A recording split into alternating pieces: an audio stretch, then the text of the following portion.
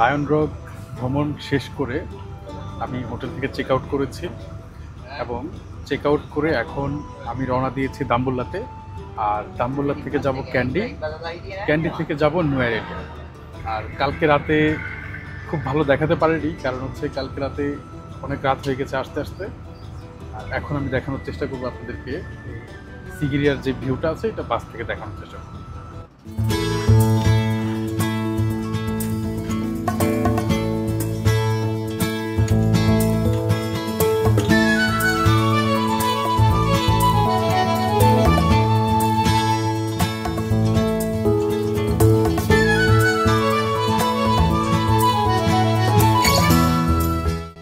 কালকে থেকে শ্রীলঙ্কার একদম লোকালদের সাথে ভ্রমণ করছি আমি। একটা জিনিস দেখলাম, শ্রীলঙ্কাতে এই যে লোকাল বাসগুলো আমাদের বাংলাদেশের বাসের চাইতেও কিছুটা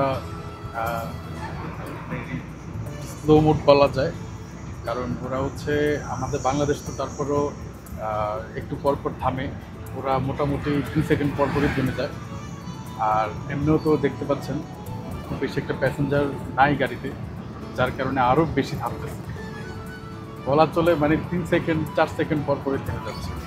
ইনফ্যাক্ট কালকে যে ভালো একটা বাসে করে এসেছি, এসি বাস ছিল, সেই বাসটাও সেম, অথচ ওই বাসগুলো হওয়ার কথা একদম পুরো বাস ফুল হয়ে গেলে তারপরে, মানে মিনি বাস ওটা ফুল হয়ে গেলে তারপরে আসার কথা, কিন্তু ফুল না হওয়াতে তারাও দেখলাম যে বারবার একটু পর পরে থেমে যাচ্ছে, থেমে থেমে প্যাসেঞ্জার নিচ্ছে। আবার মানে প্রাইভেট জিনিসটা একদমই নাই, যদিও আমি লোকালি চলতেছি, কিন্তু একটু পরপর মানে কোনো ইয়ে নাই, 2-3 সেকেন্ড পর পরে থেমে যায়।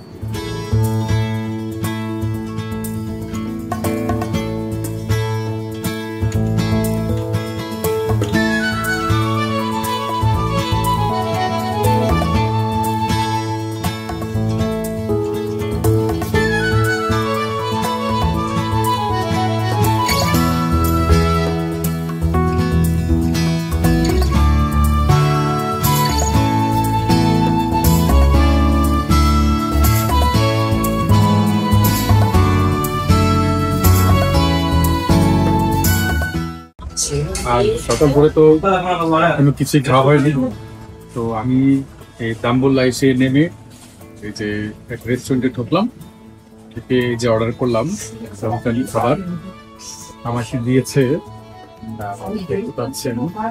ফ্রাইড রাইস, এটা শ্রীলঙ্কান স্টাইল ফ্রাইড রাইস।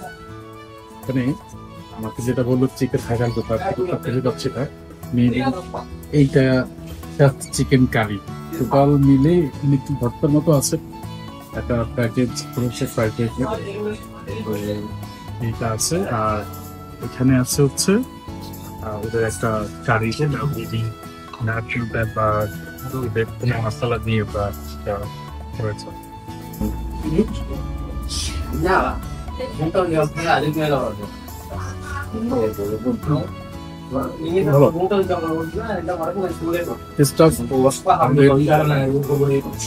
যে ফ্রাইড রাইস আছে খেতে খুব ভালো।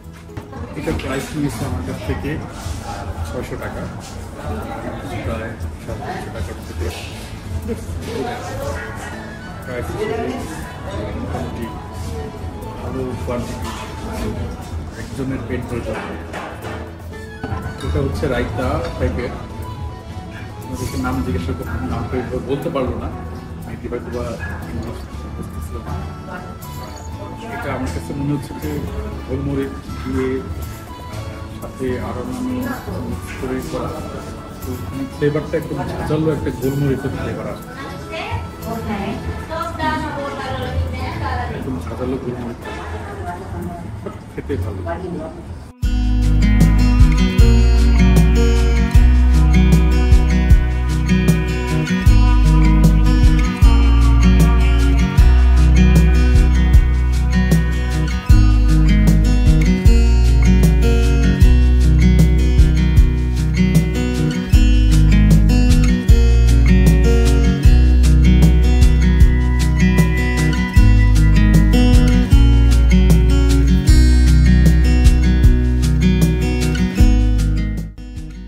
কনসার্ট থেকে ফিরে আমি গিয়েছি দাম্বুল্লা, আর দাম্বুল্লা থেকে তারপর গিয়েছি ক্যান্ডি। ক্যান্ডি যাওয়ার পথে আমার মাঝখানে পড়েছে মাত্তারে নামে একটি জায়গা, যে জায়গাটিকে শ্রীলঙ্কাকে ভৌগোলিকভাবে একদম মাঝামাঝি ধরে। তো ওই জায়গাটাতেও নেমেছি, কিন্তু খুব বেশি ঘোরা হয়নি যেহেতু অন দা ওয়েতে গিয়েছিলাম। তো অন দা ওয়েতে যাওয়ার পথে পথে অনেক কিছু দেখেছি, লোকালদের সাথে কথা বলেছি, আর লোকালরা তো রীতিমতো আমার সাথে গল্প শুরু করে দিয়েছে। এত ভালো শ্রীলঙ্কার লোকজন যে তারা খুবই ওয়েলকামিং ছিল, আমাকে দেখিয়ে দিচ্ছিল কোথায় যাওয়ার জন্য বা এই জায়গাটা কি, অনেক কিছুই ওরা নিজে থেকে আমাকে বলেছে। এই ক্যান্ডি যাওয়ার পথের এই রাস্তাটা আসলে আমি ভুলবো না। এই রাস্তার এই প্রকৃতি, লোকালদের রাস্তার পাশে দাঁড়িয়ে থাকা, দাঁড়িয়ে বেচা বিক্রি, তাও আমাকে খুব অবাক করেছে।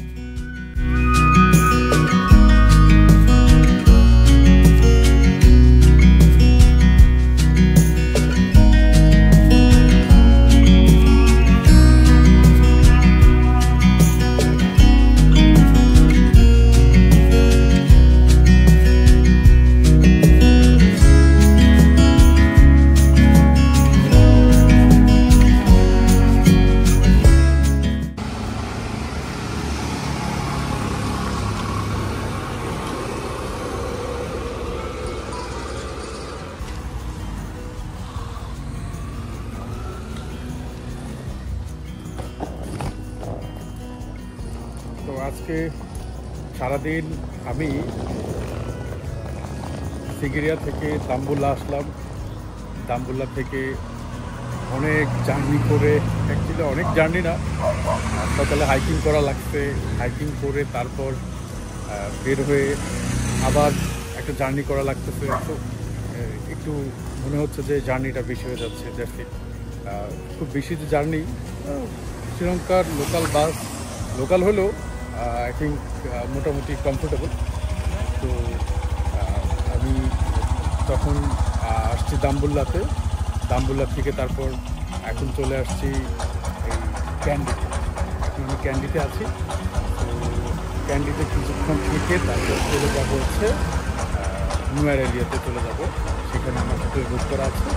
আর প্রথমে ভেবেছিলাম যে ক্যান্ডিতে থেকে যাই, কিন্তু এখন এই টাইমে ক্যান্ডিতে থাকাটাও আমার কাছে আবার কালকে আবার নিউয়ার এরিয়া থেকে আমার প্ল্যান করা আছে অনেক কিছু। তো মনে হচ্ছে যে ওইগুলো আবার লেট হয়ে যাবে। তো রাত 7টা বাজে এখন। এই অবস্থায় আমি চাচ্ছি যে এখান থেকে আবার 3 ঘন্টা জার্নি করে আমি নিউয়ার এরিয়াতেই চলে যাই, যাতে করে নিউয়ার এরিয়ার যেই প্ল্যানগুলো আমার করা আছে ওইগুলোতে কোনো রকমের হ্যাসেল না হয় বা লেট না হয়ে যায়। তো বেটার আমি এখন বাস স্ট্যান্ডে যাই, বাস স্ট্যান্ডে গিয়ে তারপর সেখান থেকে নিউয়ার এরিয়া চলে যাই। তো আপনাদের সাথে দেখা হবে আপনার নিউয়ার এরিয়াতে। আর এই ক্যান্ডিতে এসেছি, এই ক্যান্ডি শহরটাও দেখছি, আমার হাতে 1-1.5 ঘন্টা টাইম আছে। তো ক্যান্ডি শহর কিন্তু শ্রীলঙ্কার একসময় রাজধানী ছিল।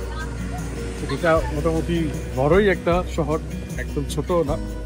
একটা লেক আছে, খুবই সুন্দর একটা লেক আছে, আরও অনেক দর্শনীয় স্থান এখানে আছে, অনেক ঐতিহ্যবাহী জায়গাও আছে।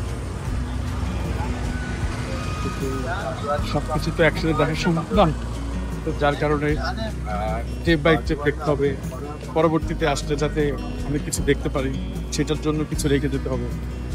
তাই আপাতত ক্যান্ডি থেকে বিদায় নিয়ে নিউয়ার এরিয়া চলে যাই এবং ক্যান্ডিটা পরবর্তী ট্রিপের জন্য রেখে থেকে আমি চলে আসছি ক্যান্ডি বাস স্ট্যান্ড। এটা হচ্ছে ক্যান্ডি বাস স্ট্যান্ড। এখান থেকে নিউয়ার এরিয়ার বাস আছে, কথা বলেছি এখানে নিউয়ার এরিয়ার বাস করে। এই যে বাসগুলো, এগুলো হচ্ছে এখানকার মোটামুটি ভালোই দূরে দূরে যায়। আরও ভালো ভালো বাস আছে, কিছু মিনি বাস আছে, এগুলো খুব ভালো বাস। এছাড়াও ওদের ইন্টারসিটি অনেক বাস আছে, সেগুলো যায়। বাট এগুলো হচ্ছে একটু কস্ট কম, এগুলোতে ট্রাভেল করলে খরচা বাঁচানো যায় একটু।